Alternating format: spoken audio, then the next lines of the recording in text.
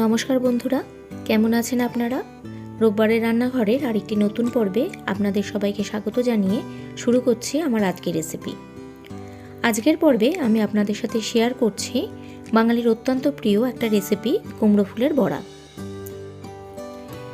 এই কুমড়ো ফুলের বড়া গরম গরম ডাল ভাতের সাথে সাইড ডিশ হিসেবে খুব ভালো লাগে।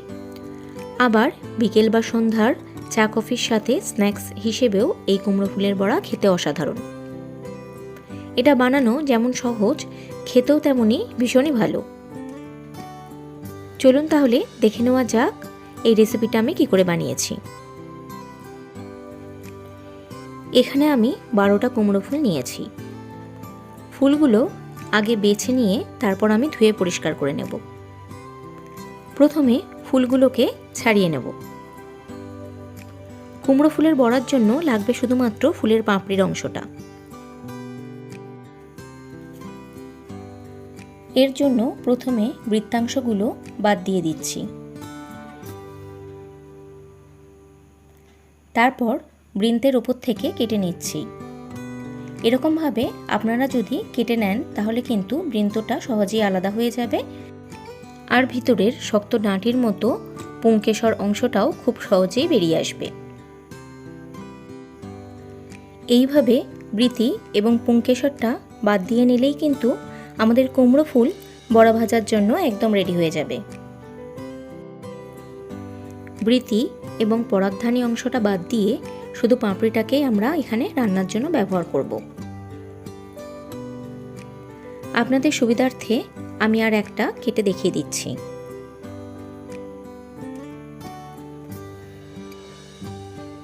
ঠিক এইভাবে বৃন্তটাকে কেটে বাদ দিয়ে দেবেন এবং ভিতরের অংশটা বাদ দিয়ে শুধুমাত্র পাপড়িটাকে নিয়ে নেবেন। দেখুন, সবকটা কুমড়ো ফুলকে আমি একই পদ্ধতিতে কেটে নিয়েছি। এবার এগুলোকে ভালো করে ধুয়ে জল ঝরিয়ে নেব। এবার বড়াটা বানানোর জন্য একটা ব্যাটার তৈরি করে নেব। এখানে একটা বাটিতে নিয়েছি 1 চামচ আটা। এবার দিচ্ছি 3 চামচ বেসন। দিচ্ছি 1 চামচ চালের গুঁড়ো। হাফ চামচ চিনি দিচ্ছি। আর দিচ্ছি 1 চামচ নুন। নুন এবং মিষ্টিটা আপনারা আপনাদের স্বাদ অনুযায়ী দেবেন। সবশেষে দিচ্ছি 1/4 টিস্পুন খাবার সোডা বা বেকিং সোডা। এটা দিলে বড়াটার মধ্যে একটা ভীষণ ভালো মুচমুচে ভাব আসবে। সব কিছু অ্যাড করার পরে ভালো করে মিশিয়ে নিচ্ছি। এবার অল্প অল্প করে জল দিয়ে ব্যাটারটা তৈরি করে নেব। একবারে বেশি জল কখনোই দিয়ে দেবেন না, তাহলে কিন্তু ব্যাটারটা পাতলা হয়ে যেতে পারে এবং খুব বেশি পাতলা হয়ে গেলে কুমড়ো ফুলের গায়ে কিন্তু ব্যাটারটা একেবারে ভালো করে লেগে থাকবে না। সেজন্য অল্প অল্প করে জল দিয়ে একটা স্মুথ ব্যাটার তৈরি করে নিতে হবে। ব্যাটারটা একটু ভালো করে ফেটিয়ে নিচ্ছি। দেখুন, আমাদের ব্যাটারটা কিন্তু একদমই রেডি হয়ে গেছে। ব্যাটারের ঘনত্ব ঠিক এই রকমই হবে। এর থেকে বেশি ঘন বা পাতলা হলে বড়াগুলো খেতে কিন্তু ভালো লাগবে না। চলুন এবার বড়াগুলো ভেজে নিই। এখানে কুমড়ো ফুলগুলো ভালো করে ধুয়ে জল ঝরাতে দিয়েছি। বড়াগুলো ভেজে নেবার জন্য আমি একটা কড়াইতে নিয়েছি বেশ কিছুটা সানফ্লাওয়ার অয়েল বা সাদা তেল। বড়াগুলো ডিপ ফ্রাই করলেই ভালো। এবার তেলটা গরম হওয়া পর্যন্ত আমাদের অপেক্ষা করতে হবে। তেলটা গরম হয়ে গেছে। এবার এই গরম তেল থেকে 1 চামচ পরিমাণ তেল ব্যাটারটার মধ্যে দিয়ে ভালো করে মিশিয়ে নেব। এভাবে বড়া ভাজার ব্যাটারে গরম তেল মিশিয়ে ভাজলে বড়াটা খুব মুচমুচে হয়।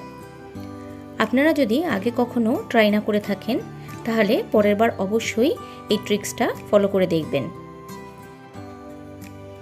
এবার কেটে রাখা কুমড়ো ফুলগুলো এক এক করে ব্যাটারে ডিপ করে খুব ভালো করে ফুলের গায়ে ব্যাটারটা কোট করে নেব। এবার তেলে ছেড়ে দিচ্ছি।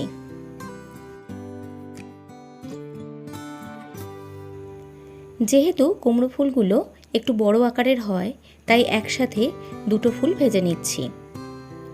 এর থেকে বেশি দিলে ভালো করে ভাজা যাবে না।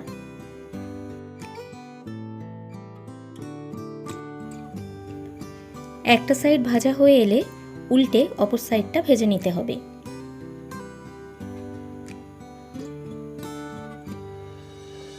এভাবে উল্টে পাল্টে বড়াগুলো আমি প্রায় 5 মিনিট ধরে ভেজে নিয়েছি। দেখুন, আমাদের ক্রিস্পি কুমড়ো ফুলের বড়া কিন্তু একদম রেডি। এবার ভালো করে তেল ছেঁকে তুলে নিচ্ছি। আবার ওই একই পদ্ধতিতে আমি বাকি কুমড়ো ফুলগুলোকে ভেজে নেব। দেখুন, আমাদের কুমড়ো ফুলের বড়া কিন্তু একদম রেডি। নিরামিষ দিনে বা প্রথম পাতে গরম গরম ডাল ভাতের সঙ্গে গরম গরম কুমড়ো ফুলের বড়া থাকলে আর কি চাই। স্ন্যাক্স হিসেবেও এটি অতুলনীয়। আশা করছি আজকের রেসিপিটা আপনাদের সকলের খুব ভালো লাগবে। ভালো লাগলে অতি অবশ্যই ভিডিওতে একটা লাইক করে দেবেন। কমেন্ট করে আমাকে জানাতে ভুলবেন না রেসিপিটা কেমন লাগলো। আর আমার চ্যানেলে যদি নতুন হয়ে থাকেন তাহলে অতি অবশ্যই আমার চ্যানেলটাকে সাবস্ক্রাইব করে নেবেন। আপনাদের সঙ্গে দেখা হবে রোববারের রান্নাঘরের আরেকটি নতুন পর্বে। ভালো থাকবেন, সুস্থ থাকবেন, সঙ্গে থাকবেন। নমস্কার বন্ধুরা।